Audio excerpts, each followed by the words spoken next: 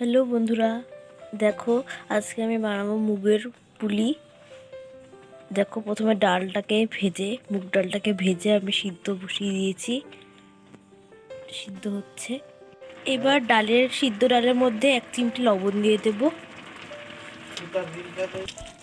এবার ডালটাকে ঘুটিয়ে নেব।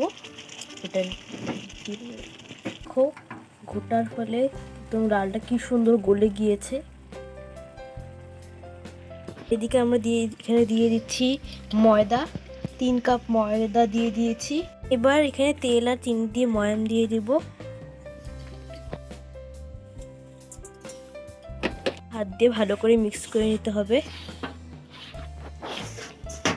দেখো বন্ধুরা, এটা কিন্তু ভালো করে পুরো তেল আর চিনিটাকে ভালো করে মেশানো হয়ে গেছে। এবার এখানে আমরা ডাল যে সিদ্ধ করা হয়ে রেখেছিলাম ডালটা, এটা দিয়ে দেব।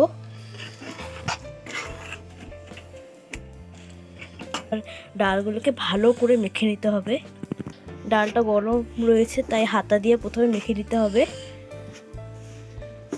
তো দেখো বন্ধুরা, এবার আমরা এখানে এই কাপের 2 কাপ চিনি দিয়ে দেব। এবার এই কাপের 4 কাপ আমরা এখানে জল দিয়ে দেব। এবার যতক্ষণ চিনিটা গলে না যাচ্ছে আমরা ততক্ষণ হাই ফ্লেমে এটাকে বয়েল করব। এদিকে আমরা এখানে যে ময়দার ডালটাকে মেখে রেখেছিলাম সেটাকে ঠান্ডা হতে দিয়েছিলাম। এবার এটাকে আমরা হাত দিয়ে সুন্দর করে মেখে নেব। এটাকে একদম ঠেসে ঠেসে যেমন দেখাচ্ছি সেমন করে একদম সুন্দর করে মেখে নিতে হবে। এটা মেখে মেখে একদম একটা নরম তুলতুলে একটা ডো বানিয়ে নেব। একটা তুলতুলে একটা ডো তৈরি হয়ে গেছে। এবার এখান থেকে আমরা লেচি কেটে নেব অল্প অল্প করে। এদিকে কিন্তু চিনির শিরাটা কিন্তু একদম চিনিগুলো একদম বয়েল হয়ে গেছে। এবার এটাকে অফ করে দেব।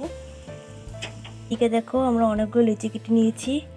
আর এখানে লেচিগুলোকে হাতের মধ্যে দলা পাকিয়ে নিয়ে এমন করে ঘুরিয়ে নিতে হবে।